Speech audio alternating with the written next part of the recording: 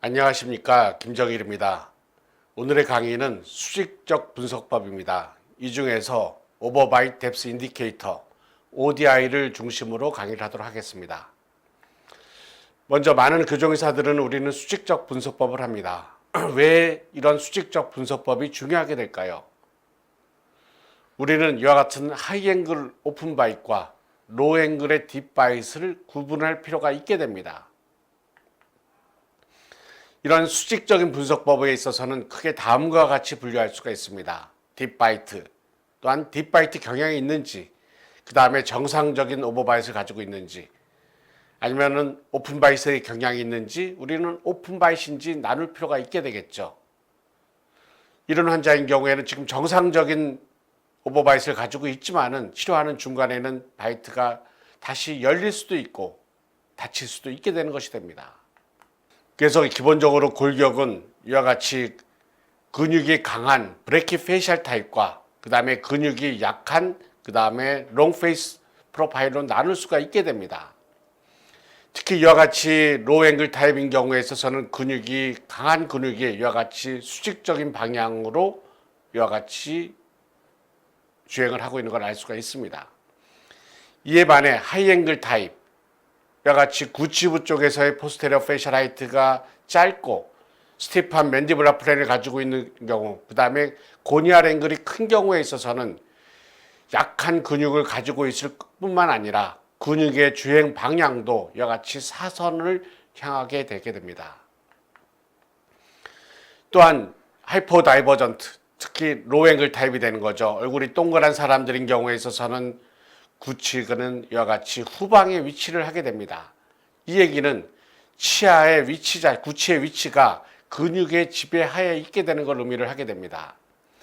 이에 반해 하이퍼 다이버전트한 타입인 경우, 특히 하이앵글 오픈바이트 타입인 경우에 있어서는 구치는 이와 같이 전방에 위치를 하게 됩니다. 이 얘기는 치아는 근육의 영향을 적게 받다는 걸 의미를 하게 됩니다. 이 환자 보겠습니다. 8세 된 여자 환자입니다. 돌출입을 주소로 내원했습니다. 오버젯은 8mm로 큽니다. 이 환자를 딥바이트 또는 오픈바이트로 왜 우리는 감별을 해야 될까요? 주어진 교합의 상태에서만 봐야 될까요? 아니면 골격을 먼저 봐야 될까요? 골격을 먼저 봐야만 됩니다. 왜냐하면 치료하는 방향 자체가 틀려질 수가 있기 때문입니다. 만약에 딥바이트라고 하는 골격이라고 하게 되면은 우리는 이와 같이 전방으로 위치한 상악을 후방으로 이동을 시키기 위해서 서비칼 헤드기어를 사용할 수 있을 것이 됩니다. 그런데 이 환자가 오픈바이트라고 하게 되면은 서비칼 헤드기어를 사용을 하게 되면 어떻게 될까요? 하악은 더욱더 후방 위치에서 이급 관계는 더욱더 심해지게 될 것입니다. 그래서 오픈바이트인 경우에 있어서는 이와 같이 서비칼 헤드기어가 아니라 하이풀 헤드기어를 사용해야만 될 것입니다. 또한 이 환자인 경우에는 무취학 환자인 경우에는 대부분 3급 부정교합의 양상을 보이게 됩니다. 이런 경우에 우리가 의치를 넣게 되면은 저루방적으로 정상의 상태를 보이는 걸 볼 수가 있게 됩니다. 즉 환자의 수직적 위치에 따라서 저루방적인 관계, 그 다음에 트랜스버스 관계가 영향을 받을 수가 있게 되는 걸 의미를 합니다. 다시 말해서 하이앵글 오픈 타입인 경우에 있어서는 근육의 활성도가 약하고 그 다음에 이로 인해 치아 이동은 빨리 됩니다. 반면에 로앵글 딥바이트인 경우에는 근육의 힘이 크게 됩니다. 이런 경우에 있어서는 치아 이동도 잘 안 되게 됩니다. 이를 많은 사람들은 맨디블라 플랜 앵글을 가지고서 측정을 하게 돼요. 맨디블라 플랜 앵글은 좋은 각도가 됩니다. 이와 같이 각도가 심한 게 베리에이션이 있는 경우, 이와 같이 맨디블라 플랜 앵글이 큰 경우에 있어서는 누구나 이런 경우에는 얼굴이 긴 하이앵글 타입이라는 걸 알 수가 있게 돼요. 반면에 맨디블라 플랜 앵글이 각도가 작은 경우에 있어서는 이와 같이 로앵글 딥바이트라는 걸 알 수가 있게 됩니다. 그런데 여기에는 이제 한계가 좀 있게 되겠죠. 그래서 우리는 이런 수직적인 분석법에 있어서는 이 환자가 스켈레탈 딥바이트, 골격적으로도 딥바이트인 경우, 그 다음에 덴탈 딥바이트, 골격적으로는 정상이나 하이앵글 타입인데 치성으로 딥바이트를 가지고 있는 경우가 될 것입니다. 또한 스켈레탈 오픈바이트, 스켈레탈 오픈바이트는 골격적으로도 오픈바이트이고 그 다음에 치성으로도 오픈바이트인 경우를 의미를 하게 됩니다. 덴탈 오픈바이트인 경우는 치성으로는 오픈바이트이지만은 골격적으로는 정상의 골격을 가지고 있는 경우로 우리는 이와 같이 5개의 골격으로 나눌 필요가 있게 됩니다. 그래서 많은 사람들은 이와 같이 골격을 분류를 할 때 맨디블라 플랜앵글을 주로 사용을 하게 됩니다. 특히 맨디블라 플랜앵글과 그 다음에 SM 플랜, 그 다음에 FH 플랜, 그 다음에 팔라탈 플랜, 그 다음에 오클루잘 플랜이 이루는 이 각도를 보면서 쉽게 평가를 하게 돼요. 방법은 쉽습니다. 그런데 한계가 있게 됩니다. 그럼 여러분들은 과연 수직적 분석법에서 무엇을 사용을 하고 있을까요? 많은 사람들은 맨디블라 플랜앵글, 어떤 사람은 고니알 앵글, ODI, 팔라토 맨디블라 플랜앵글, 페이셜 하이트 레이쇼, 다양한 계측치들이 있게 됩니다. 이 환자 보겠습니다. ABCD 환자가 있습니다. ABCD 환자 보시면은 C번 환자를 보겠습니다. FH2 고니온 그나시온, 그 다음에 PNS, 그 다음에 고니온 그나시온, OMA 앵글, 고니알 앵글 다 오픈바이스로 나오게 됩니다. D번 환자인 경우에는 모든 계측치들이 딥바이트로 나오게 됩니다. 그러면은 오픈바이트인 경우에는 오픈바이트에 맞는 치료 역계를 쓸 것이고 딥바이트면은 딥바이트에 맞는 치료 역계를 쓰게 될 것입니다. 우리는 이것이 과연 맞을까요? 틀릴까요? 다시 한번 생각을 해볼 필요가 있게 됩니다. 가령 위의 그림처럼 FMA 같은 경우에 2개의 분포도가 이와 같이 겹치는 게 많이 있게 됩니다. 이런 경우에 있어서는 오픈바이트와 딥바이트를 감별을 하기가 쉽지 않게 될 것입니다. 반면에 밑에 그림에 있어서는 이와 같이 분포도가 겹치긴 겹치지만은 이와 같이 겹치는 정도가 적은 걸 볼 수가 있게 됩니다. 이런 경우에는 우리는 쉽게 감별을 할 수가 있게 되겠죠. 그래서 이와 같이 수직적인 분석법을 평가를 할 때 어떠한 계측치들이 가장 신빙성이 있는지 우리는 알 필요가 있게 됩니다. 이를 위해서 감별하는 방법이 ROC 분석이 되겠습니다. ROC 분석은 기존의 베이직 코스에서 이미 강의를 하였습니다. 여러분들이 여기를 참조해 주시면 고맙겠습니다. ROC 분석은 2가지로 구성이 되어 있습니다. 센시티비티와 스페시피티가 됩니다. 즉 각각의 계측치들이 A번 항목에서 B번 항목으로 가면 갈수록 더욱더 믿을 만한 분석법이라는 걸 의미를 하게 됩니다. 예를 들면 2급의 골격을 평가를 할 때 A, M, B 항목이 어디에 해당할 수가 있고 또 다른 APDI 항목이 어디에 해당할 수가 있게 되겠죠. 이와 같은 경우들을 보면서 B번으로 가면 갈수록 더욱더 양호한 좋은 분석법이라는 것을 의미를 하게 됩니다. 그래서 워드로는 1541명의 교정 환자 중에서 오픈바이스를 가지고 있는 환자는 68명입니다. 이 환자의 골격 형태를 평가를 하였습니다. 결론은 오버바이트 뎁스 인디케이터 ODI가 이와 같이 다른 어떠한 계측치들보다도 그 다음에 치성의 오픈바이스를 감별할 때 가장 좋은 분석법이라고 하였습니다. 이런 ODI는 1974년도에 돌아가신 김 교수님께서 발표한 논문에 나와 있습니다. 정상교합을 가지고 있는 119명과 그 다음에 부정교합을 가지고 있는 500명 증례를 가지고서 평가를 하였습니다. 그래서 1번 그룹은 정상의 교합이고 그 다음에 그룹 2인 경우에 있어서는 딥바이트가 됩니다. 그룹 4인 경우에 있어서는 오픈바이트 항목이 되겠죠. 이때 김 교수님께서는 2급과 3급 부정교합에서 오픈바이트와 딥바이트의 분포가 다르다는 것을 이제 생각을 하였습니다. 여러분들도 2급인 경우에는 오픈바이트가 많을까요? 딥바이트가 많을까요? 딥바이트가 많이 있게 돼요. 3급인 경우에는 오픈바이트가 많을까요? 딥바이트가 많을까요? 오픈바이트가 많이 있게 됩니다. 그래서 이와 같이 우리가 수직적인 분석을 할 때 전후방적인 분석에 의해서도 같이 영향을 받을 수 있지 않을까 자체라는 것을 김 교수님께서는 생각을 하시고 하나의 선을 추가를 하였습니다. 그 하나의 선 자체가 전후방적인 관계를 평가하는 AB 플랜이 되겠습니다. 그래서 ODI 저널에 있어서는 12개의 항목을 평가를 하였습니다. 그래서 보면은 가장 높게 나온 계측치가 AB2 맨디블라 플랜, 그 다음에 FH2 팔라탈 플랜이 이런 더한 값이 되겠습니다. 여기서 기준이 되는 것은 먼저 맨디블라 플랜 앵글이 되겠죠. 맨디블라 플랜 앵글은 각각의 분석법에 따라서 다른 선들을 사용을 하죠. 계측점들을 연결을 합니다. 트위드 분석법인 경우에 있어서는 하악의 가장 하연을 연결한 선을 맨디블라 플랜을 사용을 합니다. 스타나의 분석인 경우에 있어서는 고니언과 그 다음에 그나시온을 연결합니다. 다우스인 경우에는 고니언과 맨툼을 연결을 합니다. 묘의 분석법의 기본은 다운스 분석법입니다. 그래서 저희는 하악 맨디블라 플랜인 경우에 고니언과 맨툼을 사용을 하게 됩니다. 이때 고니언인 경우에 있어서는 하악 후방부의 레이모스의 접선, 그 다음에 하악 하연의 접선을 만나는 점이 그 다음에 하악에 투영된 점을 고니언이라고 하였습니다. 이 점은 사소니가 얘기한 점과 같다고 생각하시면 될 것입니다.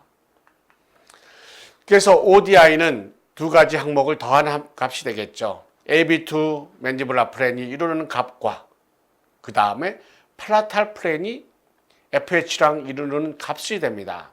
이때 팔라탈 플랜의 경사도에 따라서 플러스 값과 마이너스 값으로 나눌 수가 있게 됩니다. 여기서 녹색인 경우에 있어서는 ANS 자체가 이와 같이 하방에 위치한 경우가 됩니다. 이런 경우에 있어서는 플러스 값이라는 것을 여러분들이 기억하셔야 됩니다. 반면에 빨간 선인 경우에 있어서는 ANS가 상방에 위치한 경우가 됩니다. 이런 경우에 있어서는 마이너스 값이라는 걸 기억하셔야 되겠죠. 이와 같이 팔라탈 플랜 앵글인 경우에 ANS가 이와 같이 상방에 위치를 하게 되는 경우에는 이와 같이 전상방이 올라가는 경우가 되죠. 마이너스 값입니다. 그럼 어떠한 부정기압이 될 가능성이 많이 있을까요? 전방부가 올라가니까 오픈 바이시 될 가능성이 많고 구치 관계에 있어서는 2급 부정기압이 될 가능성이 많이 있게 됩니다. B번인 경우에 있어서는 ANS 자체가 전하방으로 내려오는 경우가 됩니다. 이런 경우에 있어서는 딥 바이트, 그 다음에 3급 부정기압과 밀접한 연관이 있다는 걸 기억하셔야만 됩니다. 또한 ODI를 통해서 이와 같은 전방부의 수직적인 문제가 하악에 있는지 상악에 있는지 우리는 또한 같이 감별을 할 수가 있게 됩니다. A번 환자인 경우에 있어서는 팔라탈 플레이는 0.6도로 정상입니다. 그런데 FMA가 33도입니다. ODI는 60도예요. ODI가 60도니까 작은 값을 가지게 됩니다. 그러면은 FMA 값이 크기 때문에 이런 환자인 경우에는 상악보다는 하악에 문제가 있다는 걸 쉽게 알 수가 있게 됩니다. 반면에 B번 환자인 경우에는 FMA가 29도입니다. 하악은 정상의 범주인데 상악의 팔라탈 플랜이 마이너스 5도예요.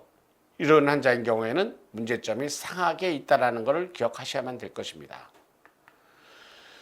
이런 ODI를 평가를 하였습니다. 서양인인 경우에 있어서는 정상의 수치는 74.5도, 동양인인 경우에 있어서는 중국 사람, 일본 사람, 한국 사람 모두 72도라는 걸 여러분들이 기억하셔야만 될 것입니다. 그래서 골격을 평가할 때 우리는 X축, Y축으로 나눠서 평가를 해볼 필요가 있게 됩니다. 특히 수직적인 분석법은 Y축을 상대로 여러분들이 기억하셔야만 됩니다. 그래서 ODI가 이와 같이 수치를 보고서 딥 바이트냐 오픈 바이트냐 우리는 쉽게 감별을 할 수가 있게 되겠죠. 이때 ODI 값이 작으면 작을수록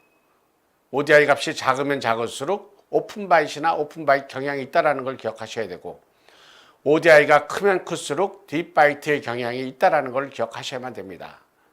이때 중요한 수치가 나오게 돼요.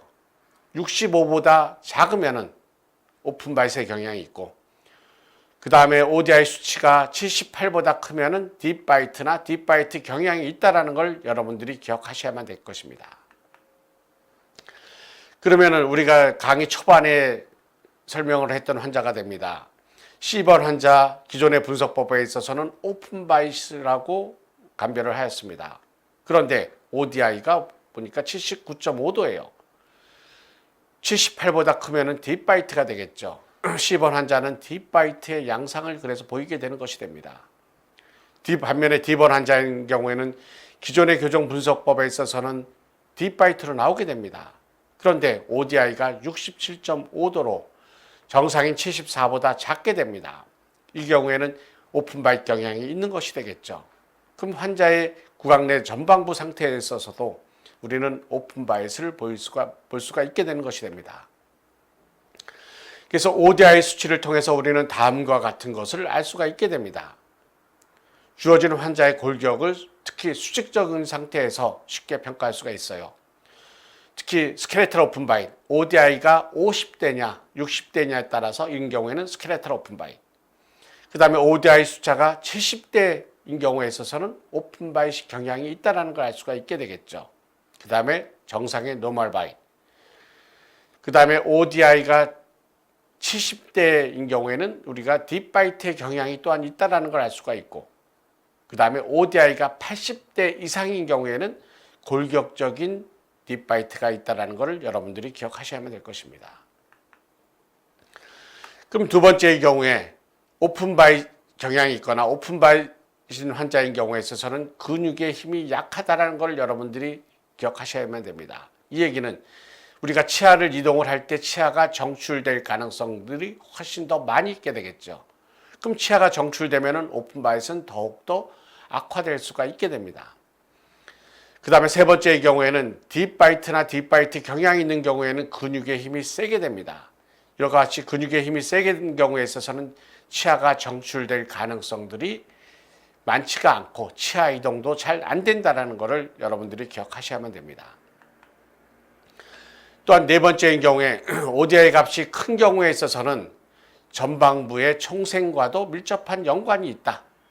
그래서 딥바이트가 있는 경우에 있어서는 성장 방향 자체가 이와 같이 하악골 자체가 하방으로 내려면서 이부가 전방으로 나오게 됩니다.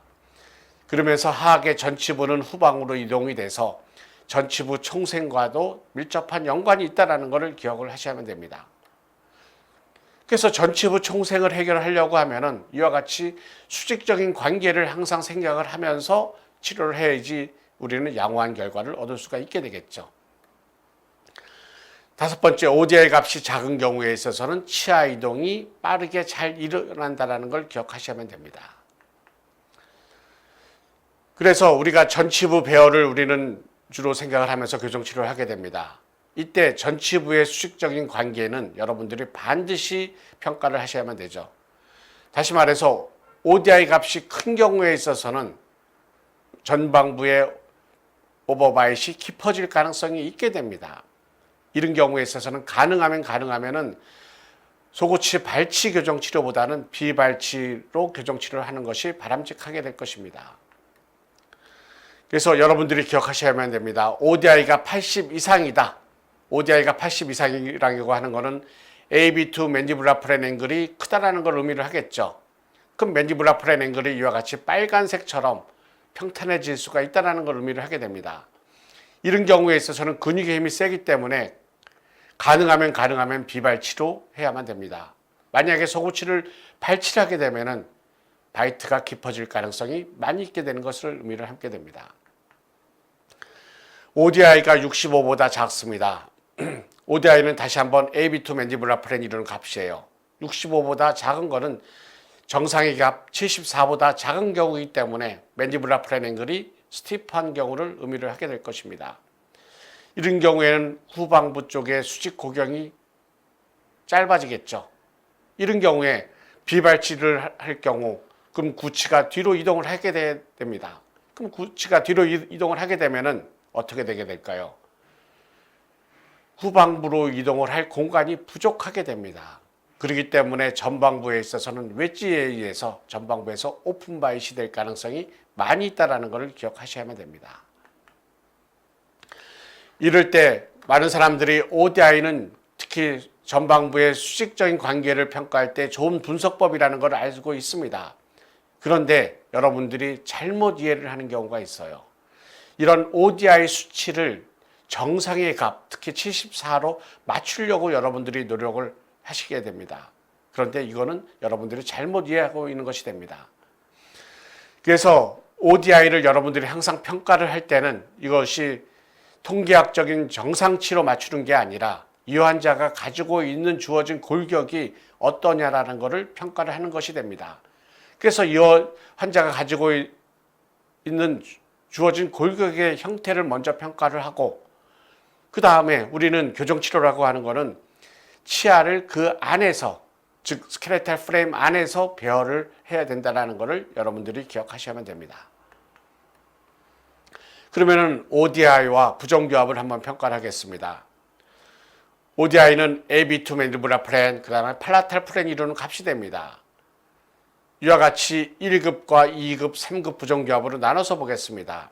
ODI 값이 2급인 경우에 있어서는 어떻게 될까요? 값이 커질 수가 있게 됩니다.